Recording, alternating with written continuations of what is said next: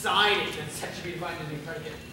I guess you know best pilot training that your quantum reasoning skills, huh? That what he will face is all you need. Oh, do not off, Donovan. You're wrong as well. Actually, the problem isn't that sets are defined using predicates, but that every predicate defines a set. Oh, don't be such a smart aleck. I thought you were giving anything about my new factorization method. Using an extensive Gaussian algorithm that would knock out the little socks on your whistles based on proof by contradiction. That again. Since when do you have any idea what I'm talking about? Donovan, I'm sure we'd all love to hear about your algorithm theory of some others. Look, someone's here. Oh, I didn't know there was anybody in here. Who's she? What were we talking about again? Have you seen this red backpack? Check it out, red backpack, right there.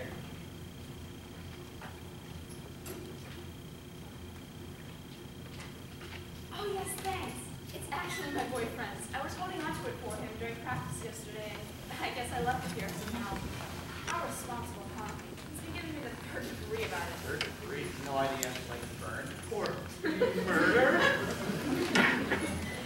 Does your boyfriend hurt you? No. Then why don't you say third degree? I guess she was lying. I despise liars.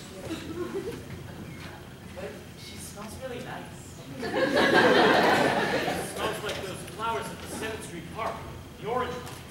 Can I put my backpack now?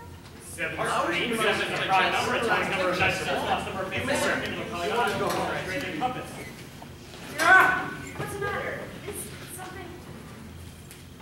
Oh, you're like special needs? Yeah, I remember now. I've seen you around. I didn't mean to scare you, I promise. What's your name? Her eyes, they're so blue. Look at the perfect radios of statements for people. How interesting. You don't have to answer if you don't want. It's like a tiny polar coordinate system. If you didn't take into account the complexity of an eye, you can make all sorts of amusing conversions Between the polar and Cartesian coordinates, hypothetically rearranging the elements of our eye into a rectangular system. I like your eyes. Thanks. You have nice eyes too. My name is Austin. I'm Lily. I wonder if that's why she smells like flowers. What are you reading about? Go on. Tell it. I don't know about this. Shh. Spacecraft and calculus. Calculus? Wow, are you good at math? I used to want to be an engineer at Lockheed Martin, and my dad said I could, even though I have autism, because I placed first in the tri-state mathematics exam. But you don't want to anymore? Lockheed Martin designs the best air and spacecraft, but also a lot of weapons, like missiles and nuclear bombs, and I don't like that sort of thing. So what I want to do is be an astronaut or an aircraft pilot, because it can still be part of something I like, but not hurt people. That's really cool. I can't The stand last being time up you here. flew was in a Makes people Sabra nervous. boat. Oh, Boeing, of course. They probably don't scare you. No, we were in the Boeing 747. 35,000 is way too high for a plane of that class. You got it wrong. No, it's a Who's enormous. the time, everybody? You or me? Shut up! Quiet, quiet, quiet! Oh, She's mad. Say you're sorry. I'm sorry. I didn't mean to make you angry. I'm not angry. I make people angry a lot. Sometimes my mother says, Austin, if you don't cut it out right now, I swear I'm going to pack you off in the loony bin. At first I didn't know what cut it out meant, because I'm usually not allowed to have scissors or knives, except my dad and I are doing woodcarving. I'm not mad, I promise. Doing that thing where you talk too much, man. Calm down. No, I think you better explain. But she said I need to stop doing that, usually like when I'm yelling. She said people don't like it when I'm yelling. But it's usually because they touch me or something, so it's not my fault. But they make noise and clap anyway. I would never laugh at you. I think it's awful that people do.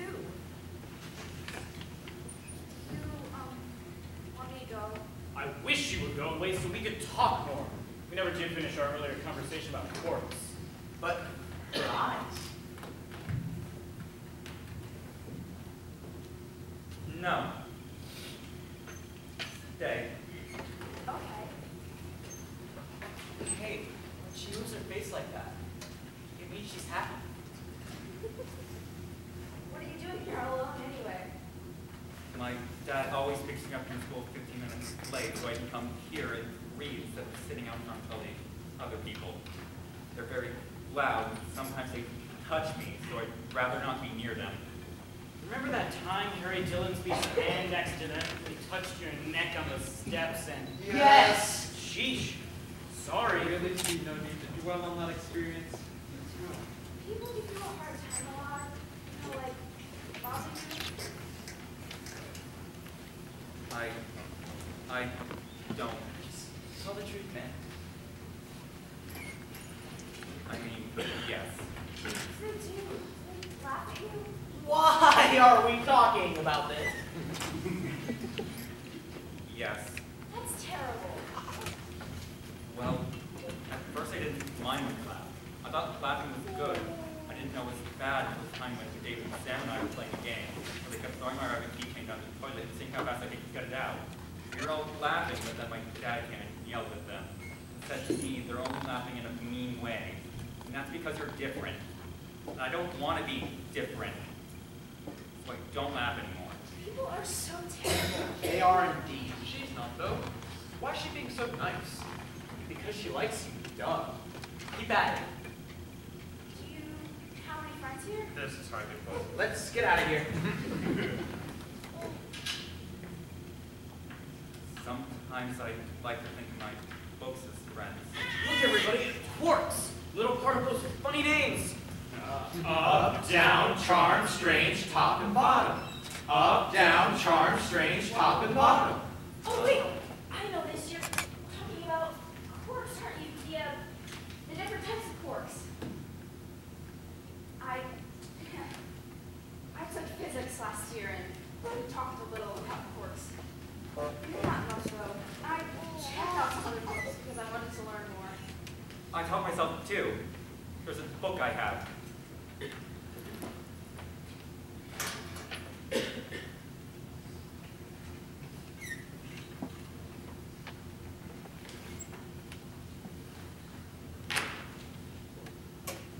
was the first thing I ever read on physics when I was 7 3/4 years old. It's good when you give it to people, right?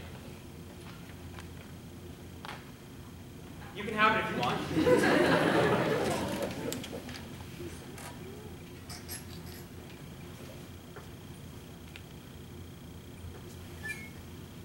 She doesn't want it. Alrighty then. That's that. Let's move on. But I don't think she's mad either. She's quite lovely, wouldn't you say, Calvin? Heck if I know. I like her too. Let's talk about planes. She doesn't like planes, remember? Talk about something else.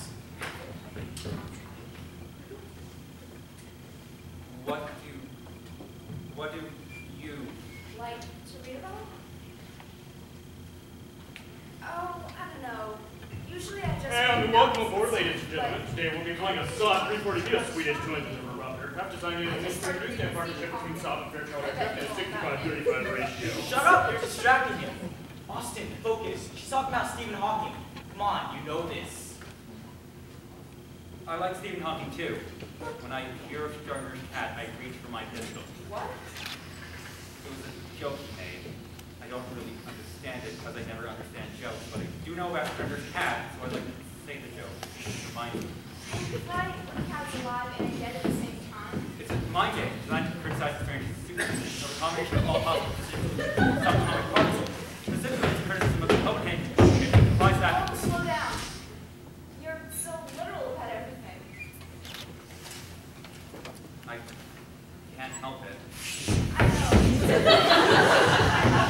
It's really smart. It's just hard to follow sometimes.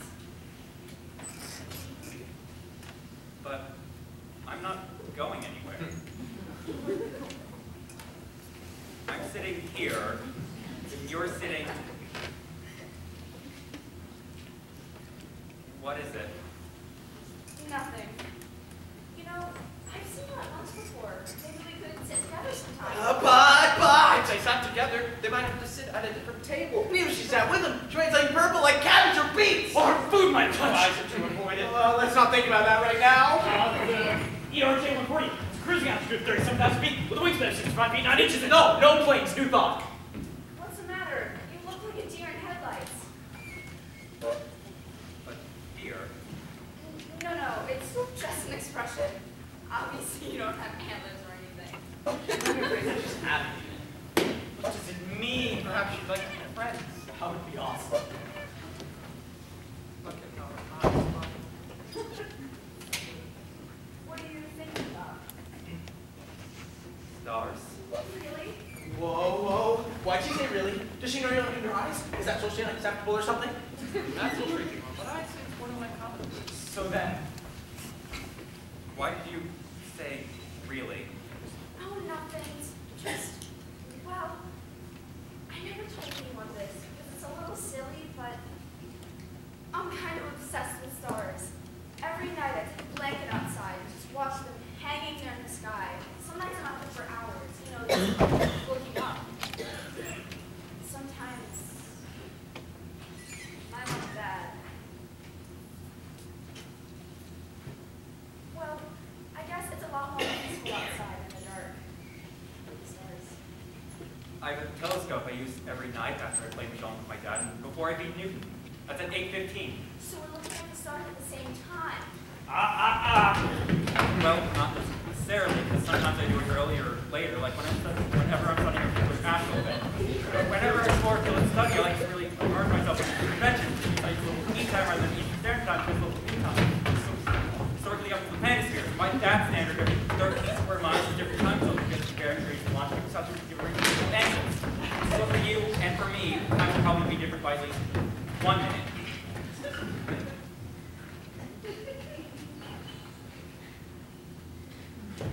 Not to mention that if you were in your regard and I was in my balcony, that would make a difference too. You know what I say? What? I say we're looking at the stars together.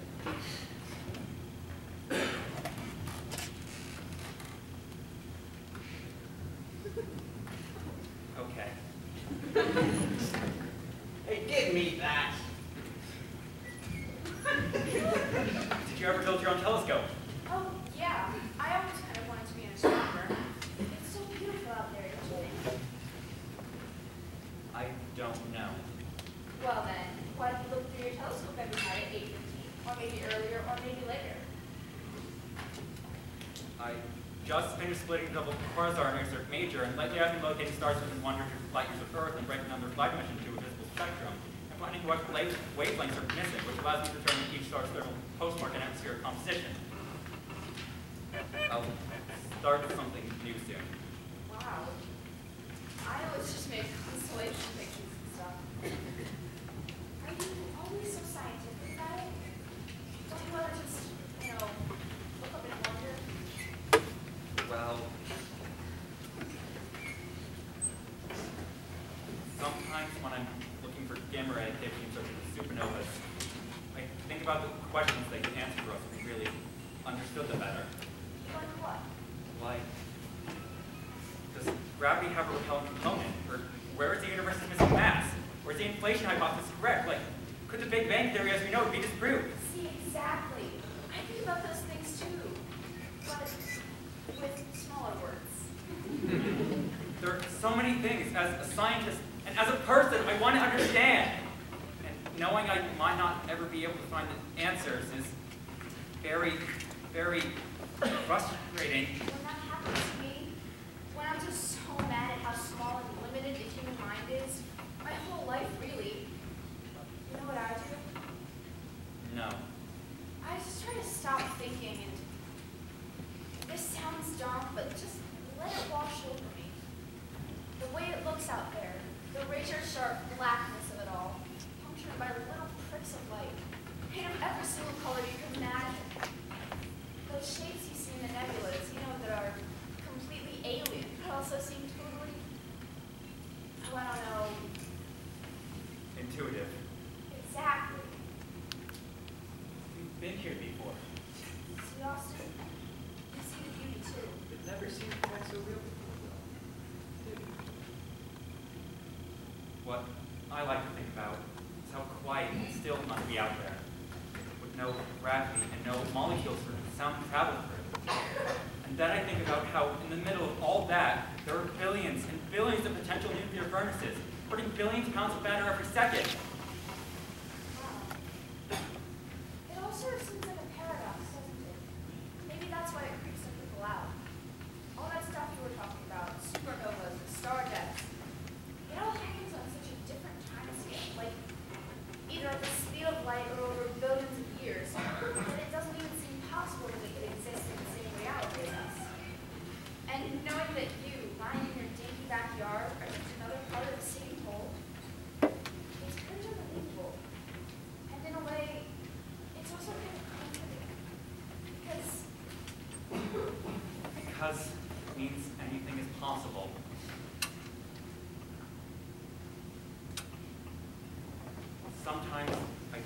stronger than but I take it even further and imagine that at every moment the universe splits into an infinite number of parallel universes where anything could happen and everything could be completely different than this and this one.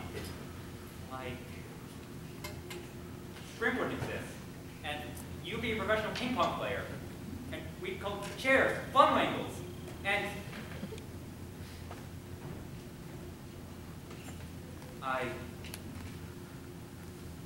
I wouldn't be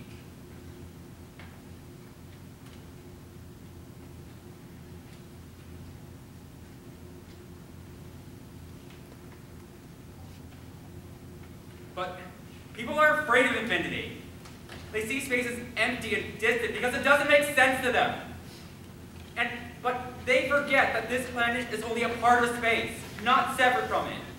And they're the ones missing out because when they think of space as frightening and distant, it's really just a reflection of their world. They don't see space as possibility. And that's what I don't understand. Because for me, it's different. Because space is where I feel comfortable. It's here. That's the void.